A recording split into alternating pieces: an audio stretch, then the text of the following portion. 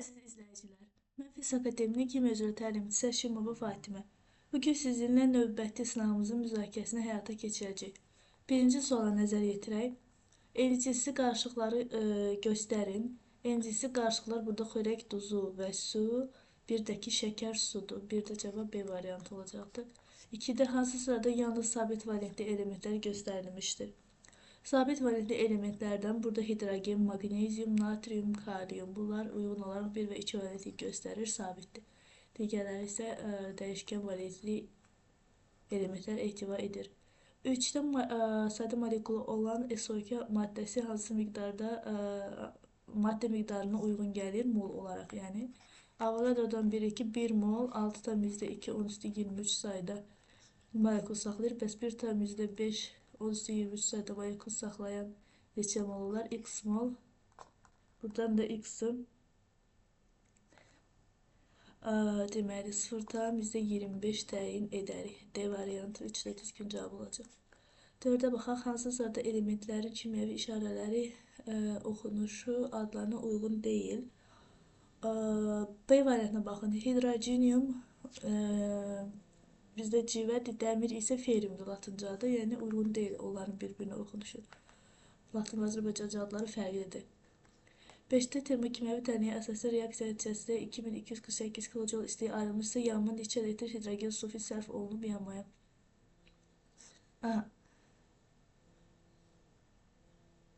2 vurulsun 20,4 litr hidrogen sulfit sərf olunduğunda 1124 kJ istilik ayrılıbsa, 8 kJ üçün x litr hidrogen sulfit sərf olunar.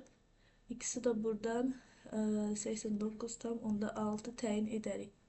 5-də B variantı 89,6. 6-da kimyəvi hadisənin xarici əlamətlərini göstərin.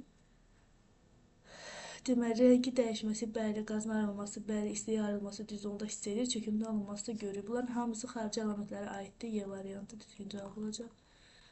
7-də X və Y maddələrinin molekülər kütlələri arasında münasibət hansı halda doğru verilib? Baxın 7-yə. Y-in 0,5 molu 20 qramdırsa, deməli 1 molu 40 qramdır. Y-in 1 molu 40 qramdır. X-in 0,5 molu 60 qramdırsa, 1 molu deməli 120 qramdır. Və buradan X, daha doğrusu 120 qramdır. 3, Y bərabərdir X ifadəsini alarıq. A variantı 7-də düzgün cavab olacaq. 8-ə nəzər yetirək. Amonium xlorid və stem qazı üçün uyğun ümumi ifadə nədir? Kimyəvi xassələri eynidir, xeyir, ümumi deyil. Donor akseptor adresi var, düzdür. Valentlikləri eynidir, səhvdir, 3 səhvdir. Amonium xloriddə azot 4 valentlidir, stem qazında isə karbon 3 valentlidir. Və oksigen 3 valentlidir. Yalnız 2, B variantı 8-də düzgün cavabdır. 9-a baxaq. Elektron formaları əsasən hansı elementlər iyon rabitəli birləşmə əmələ gətirər? X 4S1'dir, 4S2'dir. Bu kalsiyuma uygun olacaq da. Y klora uygun olacaq. Z isə kaliuma. Hansı iyon rabitəli birləşmə əmələ gətirir? X-dan Y və Z-dən Y. D variantı 9-da düzgün cavab olacaq. Onda hansı elementin X elementin sıra nömrəsi 8-dirsə nə doğru deyil? X 8-dirsə, deməli X-dan bir adım sonraki olan 9'dur. Yəni buradakı boşluq 9'dur. Z-in yuxarı 9'dur və kiçik dövrlər üzrə alt alta yerləşən elementlərin sıra nömrələri bir-birinə 8 vahid artır. Onda Z-in yuxarısındakı 9'dursa Z 9 üstə gəlsə 8 17'dir. Z-in proton sayı 17'dir. X zaten verib 8. Y nəyə bərabər? 8-dən 1 vahid aşağı 7, 7 üstə 8 gələndə edir 15. Y-də deməli proton sayı 15'dir. Y proton 15'dir, düzdür. Z 17'dir, düzdür. X, Y radiusu o birisilərdə böyükdür, düzdür. Çünki solda yerləşir. X elementi ilə Y elementi X və Y. P2O5 əmələ gətirə bilirlər, düzdür. X2, Y2, X5 əmələ gətirəcəklər. Z-dən böyük ən kiçik oksidaşma dərəcələrinin cəbri cəmi 4'dür. Xeyr, Z xlordur və ən kiçik -1'dir. Ən böyük müsbət 7'dir. Cəmi müsbət 6 eləməlidir. Y variantı səhvdir 10-cu sualda. Y variantı doğru olmayan variant.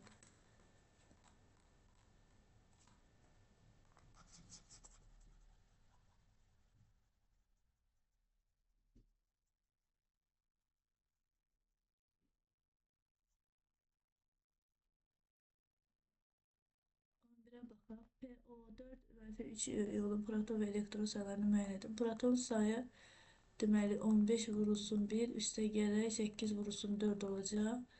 O da edir 47. Elektron sayı isə yenə 47, amma burada mənfi 3'ü də yəni üstünə gəlirik. O da edir 50. Elektron sayı 50. 47, 50 düzgün cavabdır. 12'də x hansı iyonlar ola bilər? Deməli, burada 6 variantı göstərməlidir. X şükür də ola bilər. Həmçinin manqanın belə deməli turşusu var. Manqan da ola bilər. Şükür manqan nümunə göstərə bilər. 13'də hidrogenin yanması reaksiyası. 2 mol hidrogen, 4 mol hidrogen yanan zaman deyir 11, 44, 2 fosforsiyə ayrılırsa 2 mol yananda x qədər ayrılar. X də elədir 572. 572 əgər 572-dirsə bizdə hidrogen yanma istəyir. Reaksiya effekti 572-dir. Hidrogen yanma istəyir tapmaq üçünsə onu hidrogen əmsalına bölməliyik. O da eləyir 286. Cavab 286 olacaq. 14'ə baxaq. Hansı atom dövrü sistemdə əlavə yarım qrupda yerləşir? Əlavə yarım qrup elə görürük ki 4s2 əsi 24 3D5 4s1 3D 4s1 3D5 formasında yazılır bu.